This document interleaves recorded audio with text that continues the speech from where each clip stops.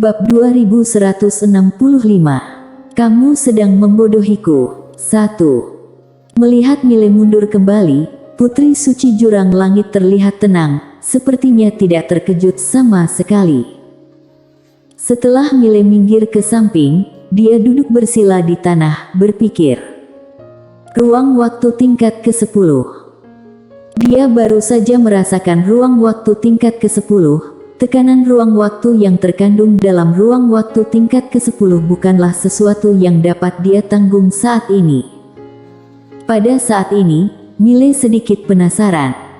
Peninggalan macam apa ini? Apa setelah ini nanti ada ruang waktu tingkat ke-11? Pada saat ini, Putri Suci Jurang Langit berjalan ke sisi Mile. Dia melirik Mile, alam tanpa ruang. Mile tidak mengusirnya. Putri Suci Jurang Langit melanjutkan, kamu bisa kemari dengan alam tanpa ruang, benar-benar tidak sederhana. Mile masih tidak berbicara. Melihat hal ini, Putri Suci Jurang Langit sedikit mengernyit. Pada saat ini, Mile tiba-tiba bangkit dan berjalan ke jalan setapak lagi. Melihat jalan setapak di depannya, Mile terdiam sesaat, lalu dia tiba-tiba melangkah keluar. Saat kaki ini mendarat, ruang waktu di sekitar tapak langsung menjadi ilusi. Melihat adegan ini, Putri Suci Jurang Langit tiba-tiba menciut, ini. Pada saat ini, Mile mundur lagi, matanya penuh kegembiraan saat ini. Alasan mengapa dia bisa melangkah ke ruang waktu ke-10 tadi adalah karena dia menggunakan ruang waktu misterius di menara kecil dan dia telah mampu menyatukan menara kecil dan ruang waktu misterius, dan ruang waktu misterius itu memiliki penekanan absolut pada ruang waktu ke-10. Sayangnya, dia tidak bisa menyatukan ruang waktu misterius itu terlalu lama. Namun, dia tidak terburu-buru, dia bisa perlahan-lahan. Pada saat ini, Putri Suci Jurang Langit tiba-tiba bertanya, bagaimana kamu melakukannya? Mile mengabaikan Putri Suci Jurang Langit, dia duduk bersila memulihkan energi vitalitas dan setiap kali dia menggunakan ruang waktu misterius, konsumsinya sangat besar. Melihat Mile tidak menjawab, Putri Suci Jurang Langit sedikit mengernyit, aku sedang bertanya padamu. Mile menoleh, melihat Putri Suci Jurang Langit, memangnya kita saling kenal? Putri Suci Jurang Langit. Mile mengalihkan pandangannya dan terus melahap kristal jiwa. Mile suka berteman, tapi tidak suka berteman dengan orang sombong. Kamu mau sombong? Aku lebih sombong darimu. Putri Suci Jurang Langit melirik Mile dan tidak bertanya lagi. Dia juga memiliki temperamen. Setengah jam kemudian, Mile tiba-tiba bangun, lalu berjalan menuju jalan setapak. Di samping, Putri Suci Jurang Langit dengan cepat menatap Mile, matanya penuh rasa ingin tahu. Mile melangkah langsung ke jalan setapak. Saat melangkah ke jalan setapak, ruang waktu tingkat ke-10 di area jalan setapak langsung menjadi ilusi. Bukannya tidak tahan terhadap Mile, tapi aku tidak tahan ruang waktu misterius itu. Setelah berjalan 3 langkah, Mile tiba-tiba mundur lagi. Melihat adegan ini, Putri Suci Jurang Langit mengerutkan kening, kenapa kamu kembali? Jalan terus. Mile menoleh dan melirik Putri Suci Jurang Langit, apa urusanmu? Putri Suci Jurang Langit. Mile duduk bersila di tanah, terus melahap kristal jiwa, memulihkan energi vitalitas.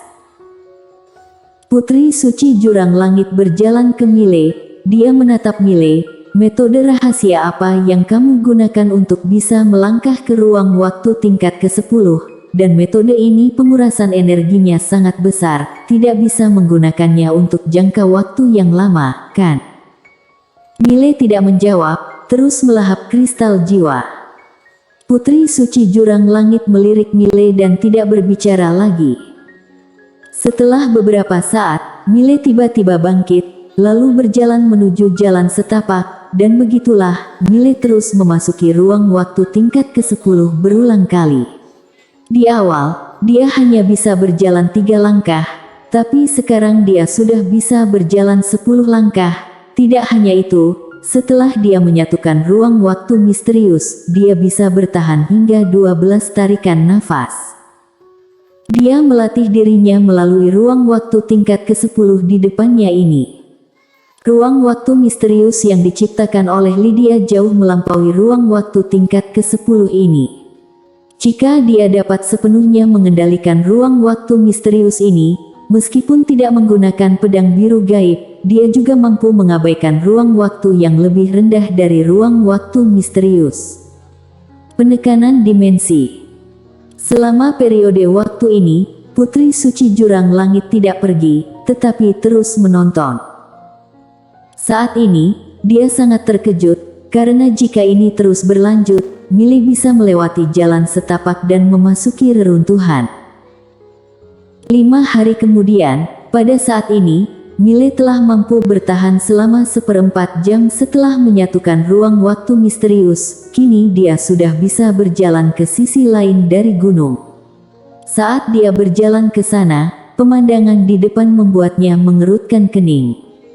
Mayat. Dia melihat mayat berserakan di tanah. Di ujung pandangannya ada sebuah bukit. Di atas bukit itu samar-samar terlihat sebuah kuil kecil tua. Millie tidak melihat terlalu lama, dia langsung mundur. Dia juga ingin langsung mengendalikan pedang dan terbang. Dengan begitu kecepatannya akan lebih cepat, tetapi dia tidak berani. Jika dia mengendalikan pedang, itu akan menguras terlalu banyak tenaga. Dia takut bisa ke sana, tetapi tidak bisa keluar. Melihat Millie keluar, Putri Suci Jurang Langit di samping bertanya dengan cepat, "Apa yang kamu lihat?" Millie melirik Putri Suci Jurang Langit, "Cermin." Putri Suci Jurang Langit sedikit mengernyit, "Cermin." Millie mengangguk, berkata dengan serius, "Di cermin ada 1 orang." Putri Suci Jurang Langit buru-buru bertanya, "Siapa orang itu?" Millie menatap Putri Suci Jurang Langit, pria yang sangat tampan. Putri Suci Jurang Langit tertegun sejenak. Saat berikutnya, dia menjadi marah, "Kamu sedang membodohiku."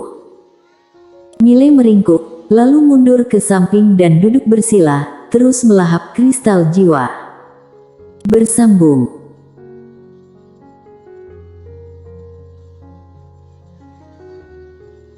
Bab 2166. Kamu sedang membodohiku. 2. Putri Suci Jurang Langit memandang Millie, sedikit kesal. Pria ini begitu pelit. Setengah jam kemudian, Millie bangkit lagi. Dia berjalan menuju jalan setapak. Kali ini, dia berjalan lebih tenang dan lebih mudah dari sebelumnya. Dia datang ke sisi lain gunung lagi. Melirik mayat-mayat di tanah. Mayat-mayat itu semua mengenakan baju besi gelap yang misterius. Baju besi ini sehalus cermin, ada aliran cahaya misterius yang mengalir perlahan di permukaannya. Pemikiran Millie bergerak, pedang terbang menebas salah satu baju besi. Puff! Seberkas merah menyala berceceran di mana-mana, tapi baju besi itu tidak terjadi apa-apa, bahkan tidak ada jejak. Barang bagus. Millie merentangkan telapak tangannya, dia memasukkan semua baju besi itu ke dalam cincin penyimpanan, ada ratusan. Millie terus bergerak maju. Setelah berjalan beberapa langkah, wajahnya menjadi pucat. Dia hampir tidak bisa bertahan lagi. Dia melirik ke aula kecil di kejauhan, berbalik dan pergi tanpa ragu. Dalam kondisinya saat ini, dia bisa memasuki aula kecil, tapi dia tidak bisa kembali. Melihat Millie mundur, Putri Suci Jurang Langit buru-buru berkata, "Bagaimana?" Millie melirik Putri Suci Jurang Langit, "Apanya bagaimana?" Putri Suci Jurang Langit berkata, "Kamu masuk lebih lama dari sebelumnya. Tampak jelas, kamu sudah pergi jauh ke dalam reruntuhan. Apa yang kamu lihat?" Millie bertanya balik, "Apa kita akrab? Kenapa aku harus memberitahu kamu?" Putri Suci Jurang Langit membeku. Millie berbalik berjalan ke samping untuk duduk bersila. dia terus melahap kristal jiwa. Dengan kekuatannya saat ini, dia bisa melempar 2 menara berturut-turut. Tentu saja yang dia inginkan sekarang adalah memahami ruang waktu misterius. Dia merasa bahwa ruang waktu yang misterius itu begitu menakutkan. Dia hanya bisa menggunakannya untuk melempar menara. Ini benar-benar pemborosan benda surgawi. Pada saat ini, Putri Suci Jurang Langit tiba-tiba berkata, "Nama aku Lian." Miley mengabaikan Putri Suci Jurang Langit. Putri Suci Jurang Langit sedikit mengernyit, "Aku sudah memberitahumu namaku." Miley menatap Putri Suci Jurang Langit, "Apa aku menginginkannya?" Mata Putri Suci Jurang Langit dingin. Miley tersenyum dan berkata, "Yang mulia, aku pikir kamu punya penyakit Tuan Putri. Sekilas, kamu terbiasa menjadi superior. Merasa semua orang harus melayani kamu dan memberi kamu wajah." Berbicara tentang ini, dia menggelengkan kepalanya. "Tentu saja, aku tidak peduli dengan perilakumu dan juga tidak ada hubungannya denganku. Aku hanya ingin bilang, aku tidak ingin mengenalmu sekarang." Setelah selesai berbicara, dia terus melahap kristal jiwa. Kebanyakan penyakit sombong wanita karena sudah terbiasa dimanjakan. Miley tidak akan membiasakan orang lain. "Kamu bukan wanitaku, kenapa aku harus memanjakanmu?" Putri Suci Jurang Langit melirik Miley dan tidak berbicara lagi. Pada saat ini, Miley bangkit, lalu berjalan menuju kejauhan. Sama seperti itu, sekitar sebulan kemudian, setelah Miley menyatukan ruang waktu misterius, dia dapat bertahan selama setengah jam. Miley datang ke aula kecil. Aula kecil itu tidak besar. Di pintu masuk aula kecil, ada beberapa mayat. Mayat-mayat ini semuanya mengenakan baju besi merah emas. Tidak banyak, hanya 19 set baju besi. Miley langsung menyimpan 19 set baju besi, kemudian membuka pintu, dan saat hendak melangkah ke dalamnya dengan satu kaki, wajahnya tiba-tiba berubah. "Oh sialan. Ini bukan ruang waktu tingkat ke-10, tekanan ruang waktu saat itu setidaknya hampir 100 kali lebih kuat daripada di luar." Ruang waktu ke-11. Miley agak sedikit sakit kepala. Sebenarnya ruang waktu ini ada berapa tingkatan? Tidak ada habisnya. Miley ragu-ragu sejenak, lalu mendaratkan langkahnya. Kali ini, ruang waktu di aula kecil langsung menjadi ilusi. Tampak jelas, ruang waktu misterius masih sangat kuat, bahkan ruang waktu ke-11 dapat ditekan. Miley masuk, hanya mengambil 2 langkah, dia tiba-tiba berhenti. Tidak jauh, seorang gadis kecil sedang menatapnya. Gadis kecil itu masih sangat muda, baru berusia 6 atau 7 tahun, mengenakan gaun putih kecil. Melihat gadis kecil ini, wajah Miley menjadi gelap. Berdasarkan pengalaman masa lalunya, gadis kecil ini pasti bos super. Memikirkan hal ini, dia merentangkan telapak tangannya, manisan Hao muncul di tangannya. Tidak ada manisan Hao yang tidak bisa menangani gadis kecil. Saat ini, gadis kecil itu tiba-tiba bangkit dan berjalan menuju Miley yang dengan cepat mundur keluar aula. Tekanan ruang waktu di aula ini terlalu kuat, dia tidak bisa bertahan terlalu lama. Gadis kecil itu berjalan ke arah Miley, dia hanya melihat ke arah Miley. Miley ragu-ragu, lalu berkata, "Namaku Miley." Saat berbicara, dia mengeluarkan manisan Hao dan menyerahkannya kepada gadis kecil itu. "Cobalah." Gadis kecil itu memandang Miley. Setelah beberapa saat, dia menyeringai, "Apakah kamu tahu siapa aku?" Miley menggelengkan kepalanya, "Aku tidak tahu." Gadis kecil itu tertawa, "Aku telah terjebak di dalam selama ratusan ribu tahun. Terima kasih telah membuka pintu dan membiarkanku keluar." Miley. Tepat pada saat ini, suara langkah kaki tiba-tiba terdengar dari samping. "Ellen." Miley berbalik untuk melihat, ruang hampa tidak jauh bergetar sedikit, kemudian bayangan ilusi seorang wanita muncul di arena. Ellen tersenyum dan berkata, "Yul, benar-benar transformasi tipuan. Kamu mengorbankan 18 dewa langit dan ratusan dewa prajurit, dan bahkan menggunakan 19 ruang waktu khusus untuk menyegelku. Namun saat 19 jenis ruang waktu kalian merasakan pemuda ini, mereka semua mundur satu demi satu, sangat menarik sekali." Haha.